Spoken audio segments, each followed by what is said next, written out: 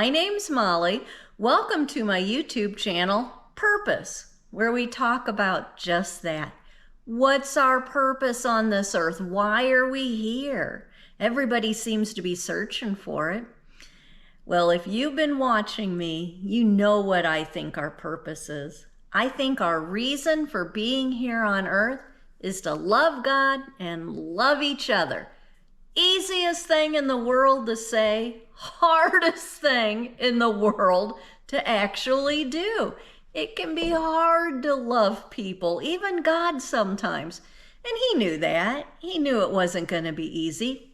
So he gave us directions. He gave us the Bible to read. So that's what we've been doing. We've been going through the Bible and learning lessons from all the people and the stories and the events in the Bible that can help us learn to love God and love each other a little bit more.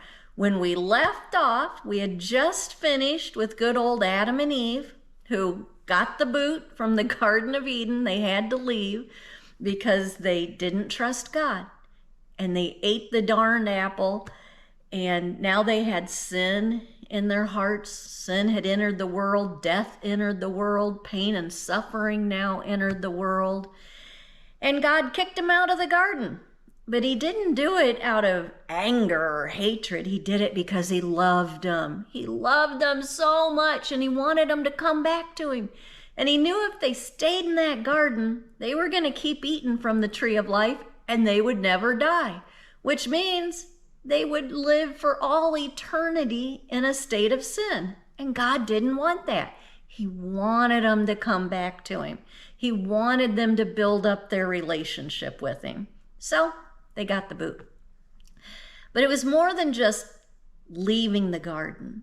There's now a distance between them and God. They were in exile.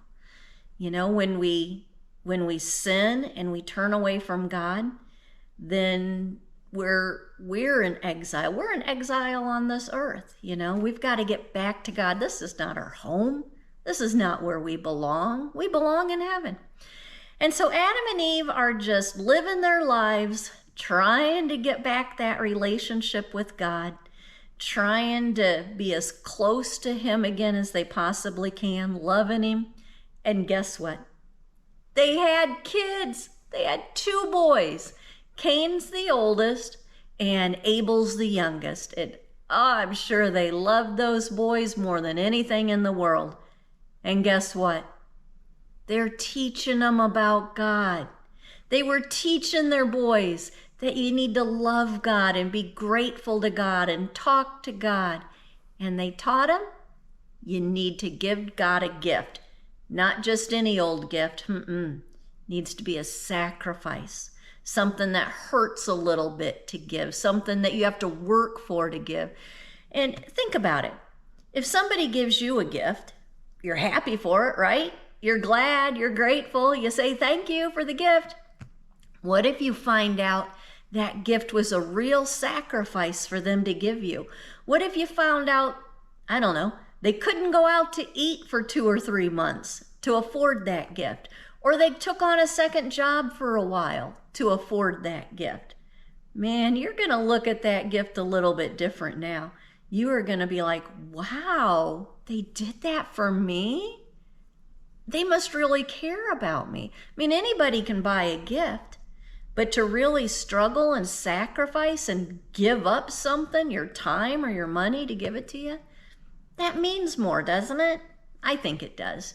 So anyway, Adam and Eve taught Cain and Abel, you've got to not just give God a gift to tell him thank you and that you love him. It's got to be a sacrifice. It's got to hurt a little bit. It's got to cost you some of your time, your effort, whatever. It can't just be any old willy-nilly thing. So I think we can learn a big lesson from that.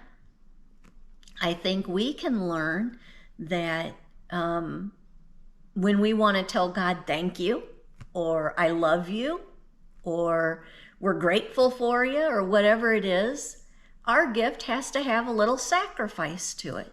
How do you do that? How do you sacrifice for God? You can wake up early in the morning, get up half an hour before you normally would, and just sit and talk to God. Pray for a while. Make that sacrifice of getting out of bed early to spend the very beginning of your day with God. Great sacrifice. Great way to tell God you love him. And it hurts a little bit, believe me. You could also, I don't know, stop watching TV for a day or 2 days or whatever. Or even if it's just for this hour, I'm not going to watch TV, God, I'm going to spend time with you. That's a sacrifice. It might be staying off of social media for a day. It might be not checking the news every half a second, you know. You might say, today, God, I'm only going to check the news one time, and then I'm going to spend the rest of my time with you. And then throughout your day, every time you really want to look at your phone, chat with God for a little bit instead. I just swallowed wrong.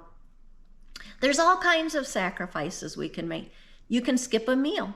You could skip 2 meals. You could say, nope, no dessert for me. I'm going to give this sacrifice to God and tell you how much I love you.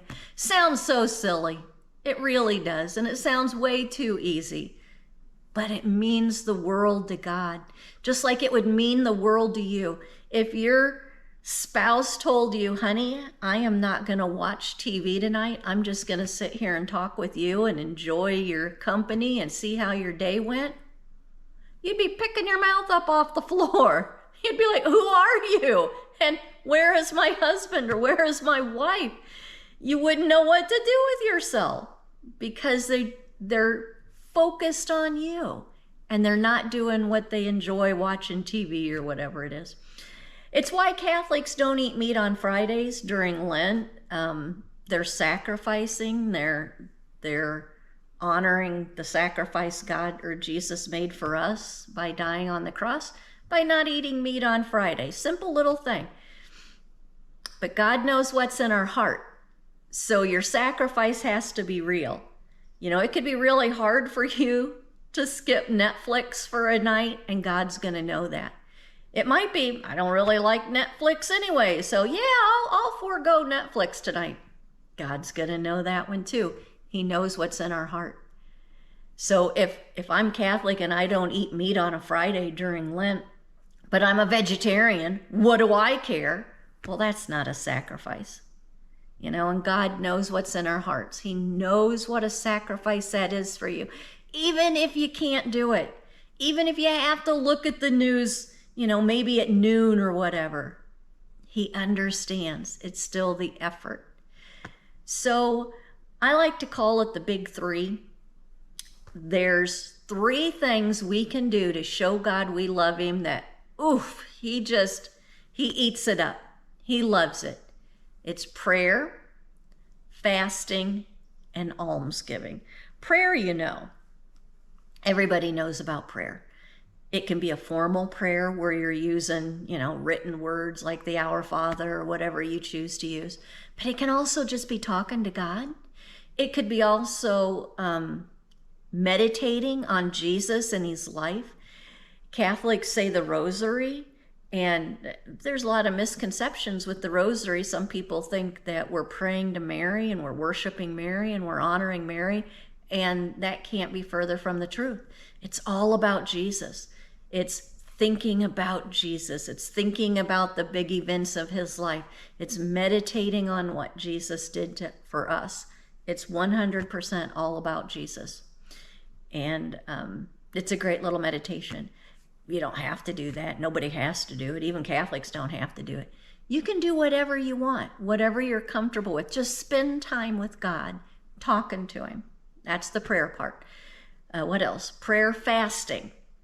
It doesn't have to be food, can be. And giving up food is a biggie because it's so hard, at least it is for me. I don't like missing my meals. And that's a real sacrifice. And God knows that. He knows it's hard for me to do it. And so it's really telling him I love him. So that's a great one. But it could be TV or whatever you want. That's a sacrifice. Fasting, same thing as sacrifice.